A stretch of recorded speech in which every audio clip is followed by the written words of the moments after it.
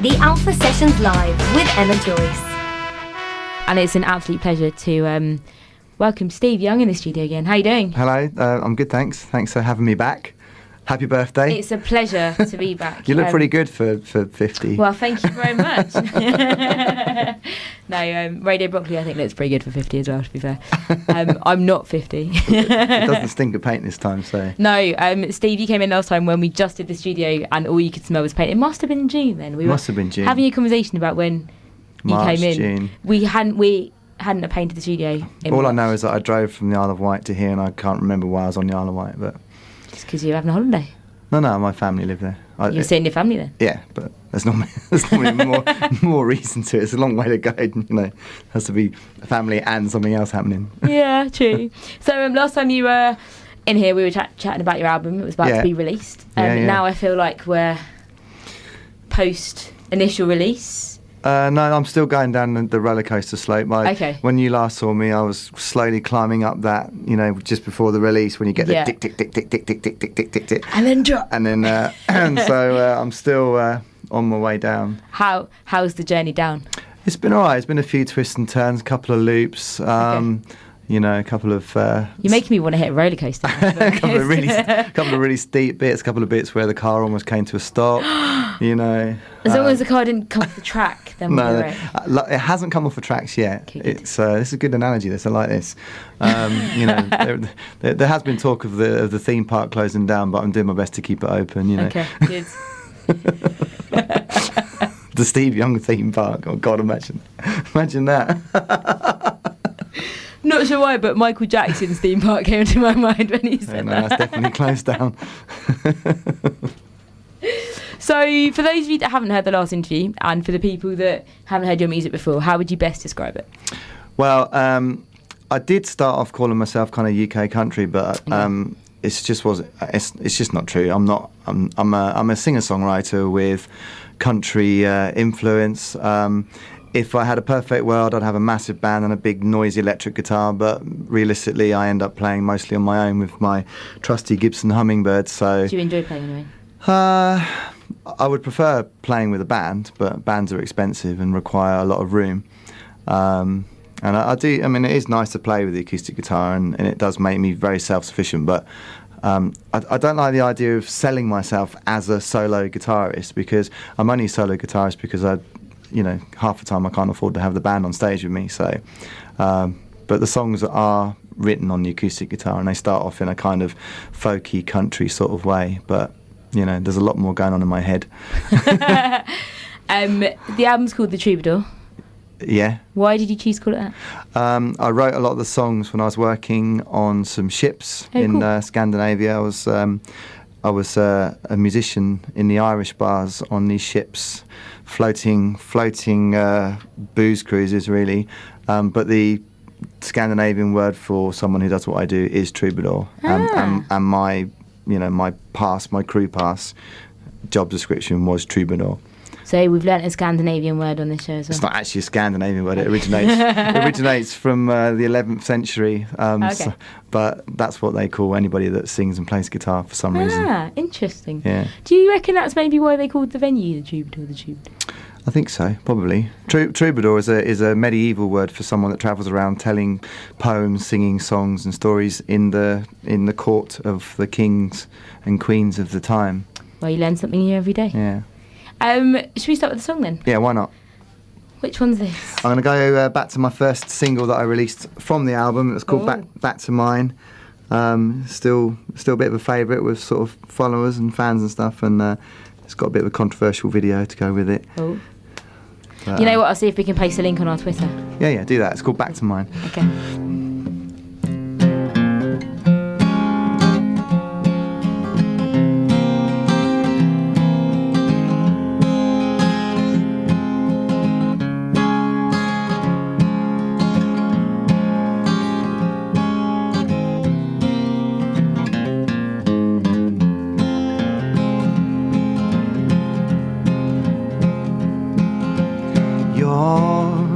Tears fall so slowly down your beautiful face, and I'm trying to reach you. We feel so damn lonely.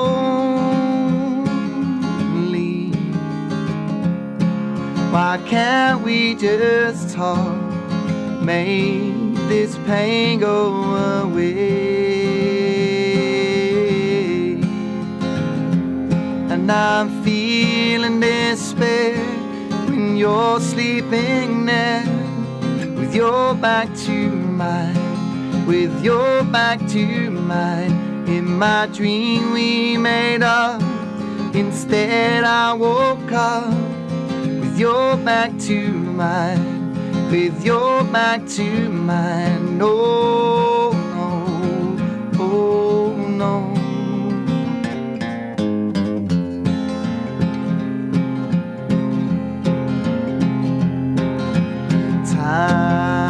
Time felt so holy,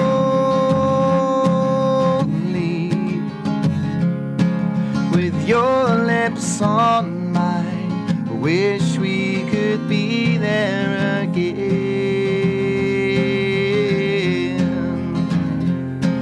Defiantly we stand,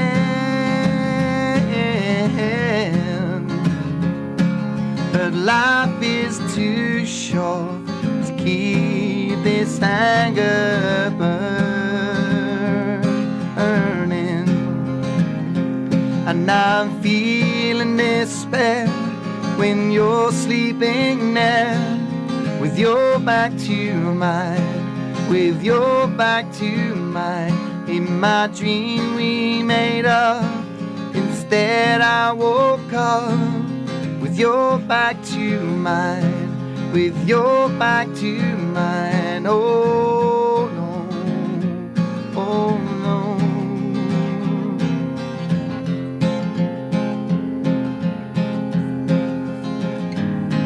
Your face and your eyes, they burn in my mind. We can't turn back the time. Rest your head next to mine. Oh, oh, oh, oh, yeah. Oh. And I'm feeling despair when you're sleeping there, with your back to mine, with your back to mine.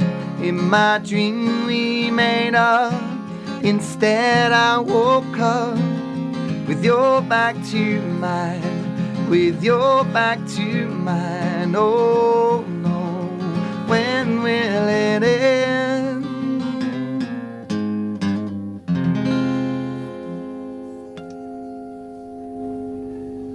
Can we do a clap? Let's do a clap. So that song's on the album. It is, yeah. And on YouTube.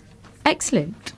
And what was that called? Do you want to introduce it again? Or back announce it, as we call it in the trade? Back announce this, as it's called. Back to mine. There you go. So you've got a load of dates coming up to promote the album. Yeah. I'm just trying to sort of fill in the gaps in my diary, because I kind of play full time anyway as a corporate entertainer and private entertainer, so that sounds dodgy.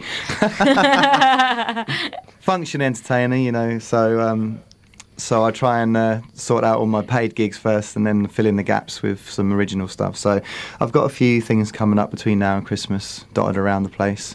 And I'm even going back home to the Isle of Wight to do that was going to be my next question. My first headline show in about 20 years. So. How are you feeling about that? I hope I sell some tickets. I hope that people from school remember me from 20 years ago, and you know. Do you reckon it's going to be weird? I think it's going to be pretty weird. Yeah.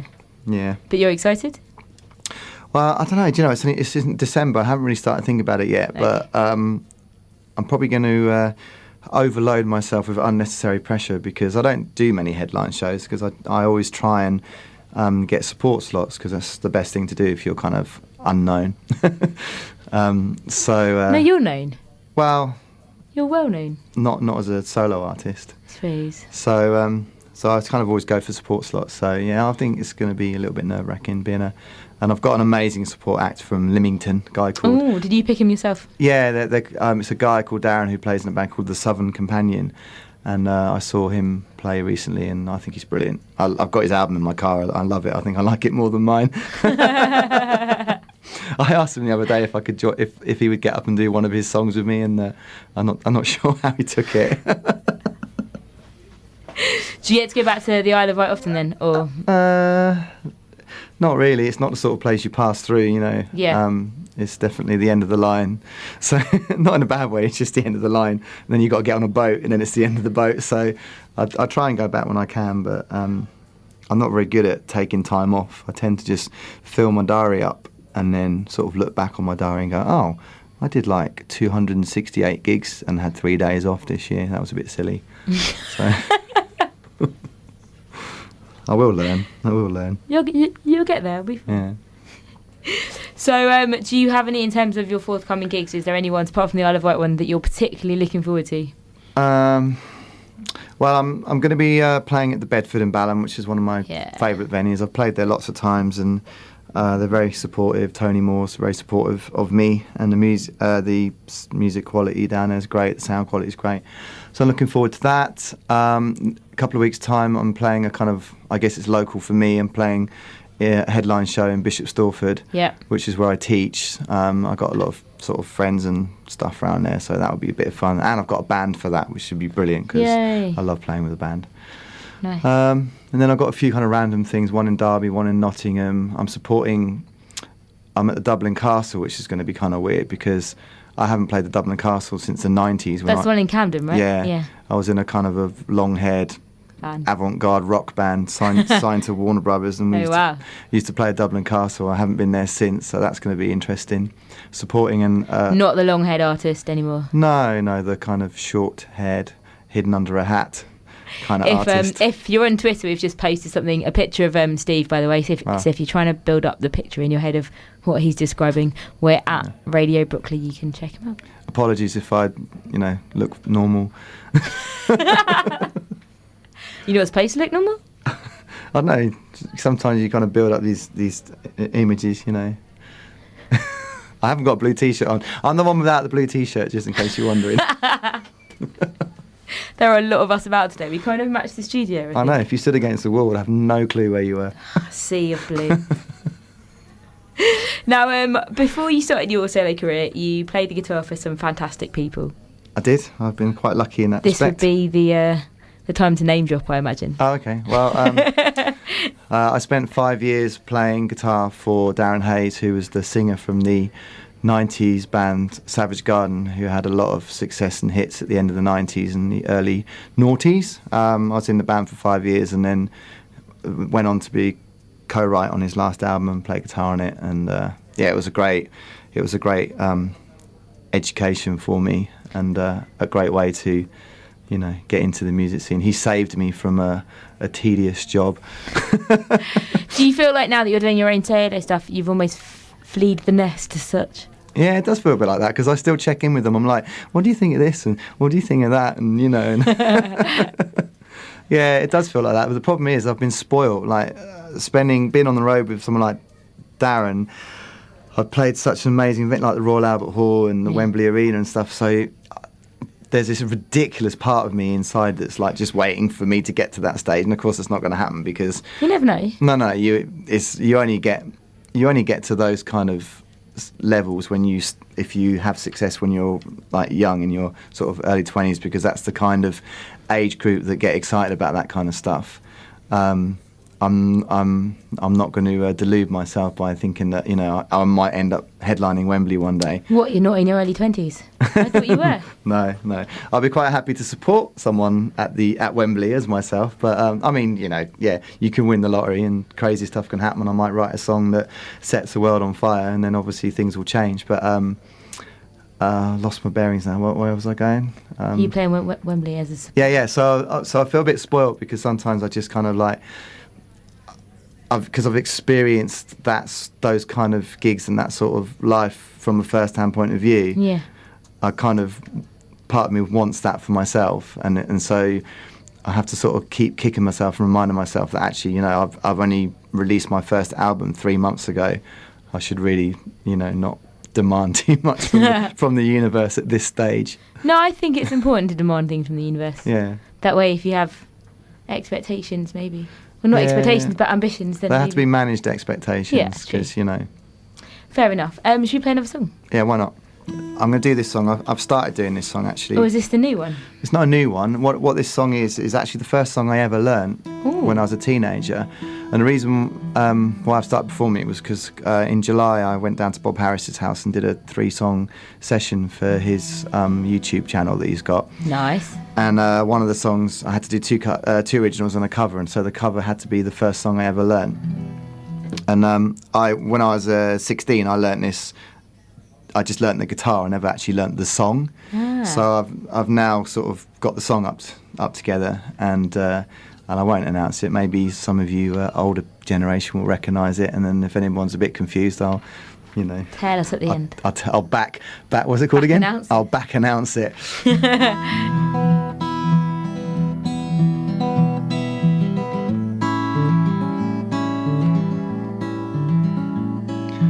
Remember when we were young, you shone like the sun, shine on you, crazy diamond. Now there's a look in your eyes, like black holes in the sky. Shine on you, crazy diamond.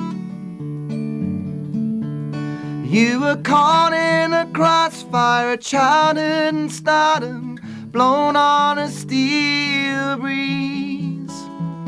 Come on, you target for faraway laughter. Come on, you stranger, you legend, you martyr, and shine. Come on and shine. Come on, you legend, and shine.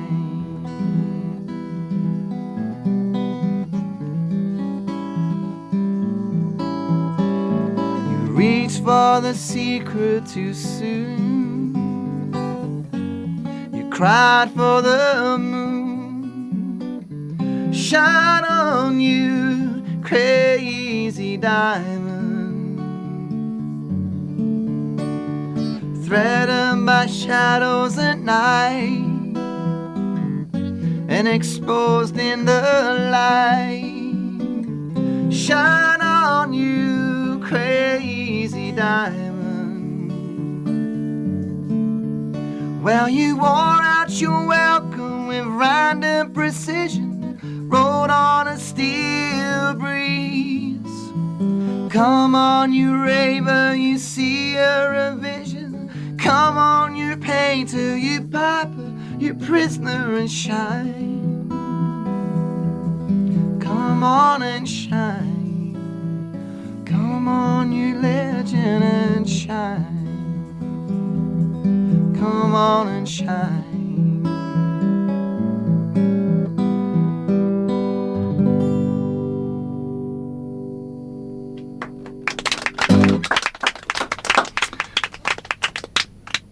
Do you want me to back thingy it? Back announce it. Back announce it. That was Shine on You Crazy Diamonds by Pink Floyd.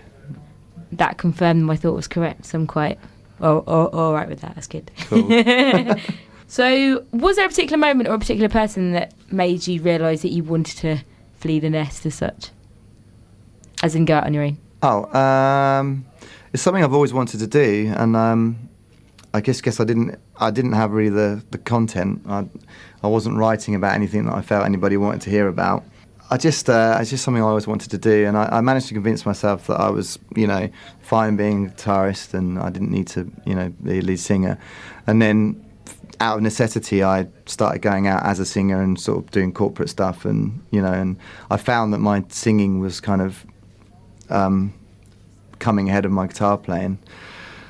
And so I don't know, I got the confidence basically as a singer, and then some things happened in my life, and I sort of wrote about them, and then I found that I had content, and I then had stuff that people did want to hear about, and so it all kind of happened. But I knew it was always something I wanted to do.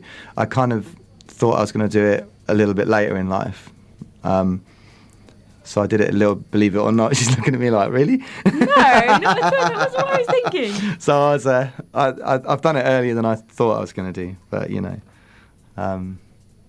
it's kind of filled a void in me that I didn't really know I had at the time. That's good though. Yeah. Yeah. So the song that you covered, "Shine on Crazy Diamond." Yeah.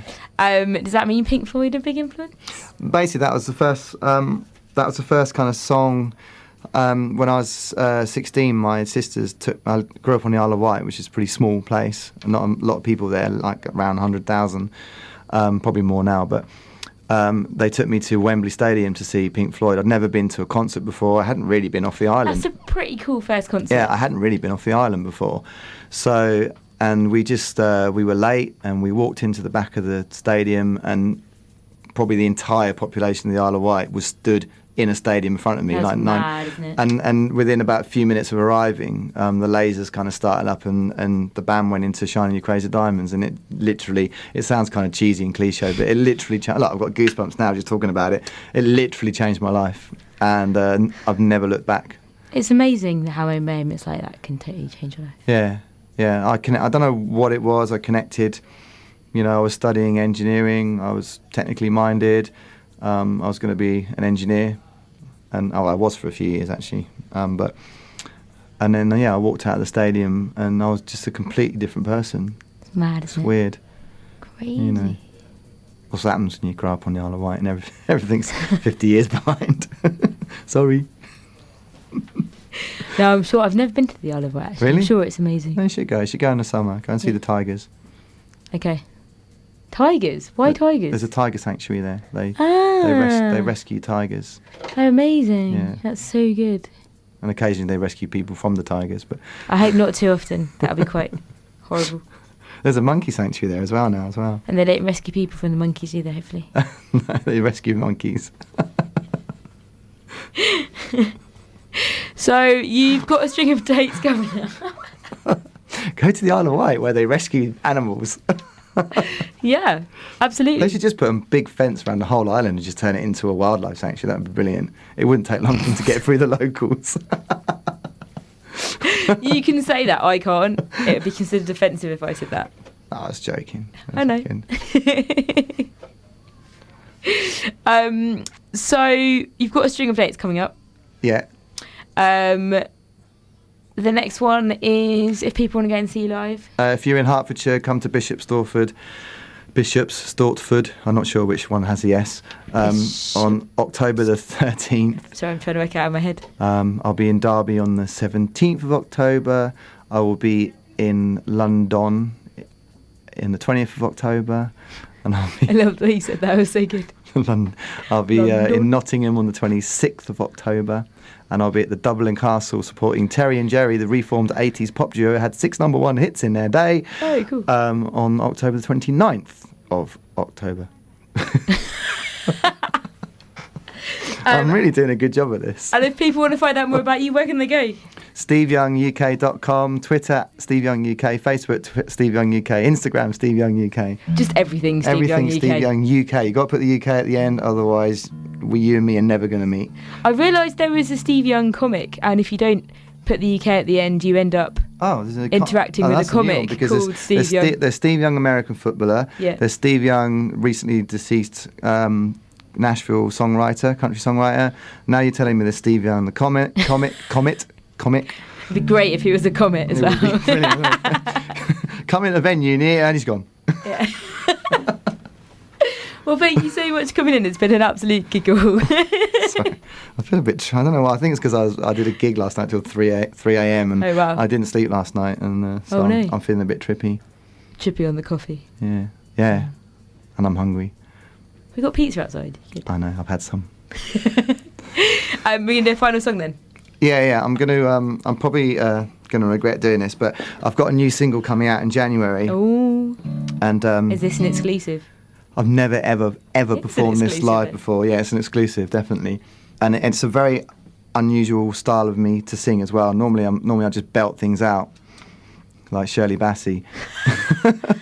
No, not like Shirley Bassey. So this is a bit of I'm out of my comfort zone here. So I'm not making excuses. I'm just painting the picture. But I'm sure it will sound great. Yeah. I hope so. It will. This song will be my next single. It's called Garden of Love. Thank you so much for coming in. You're welcome. Thanks for having me.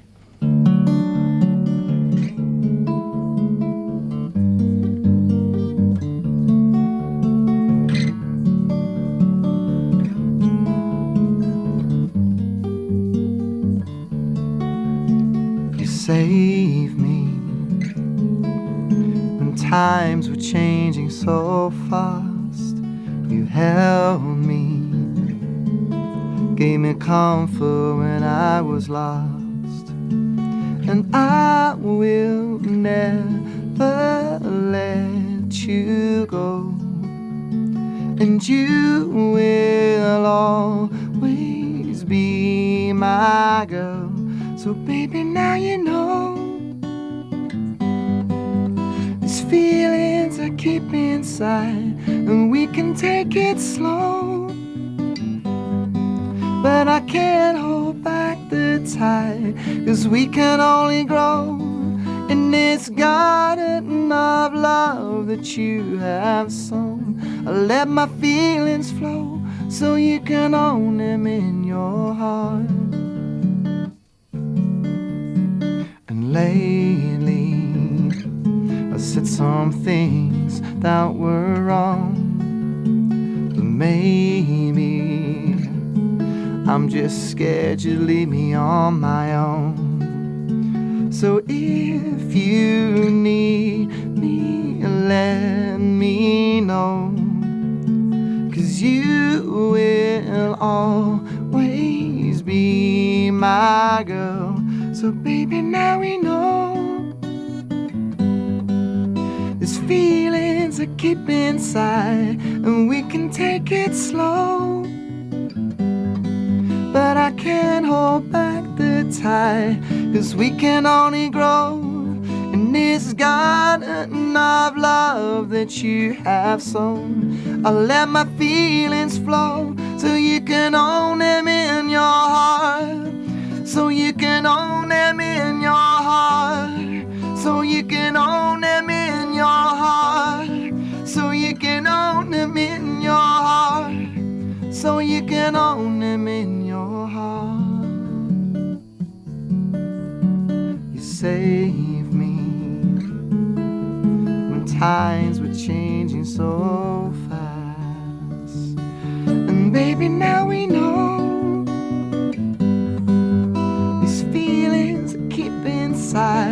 and we can take it slow,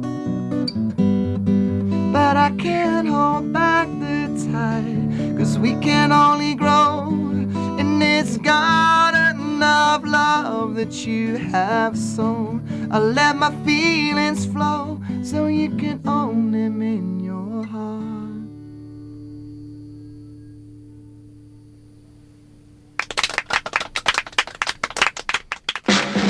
The Alpha Sessions Live with Emma Joyce.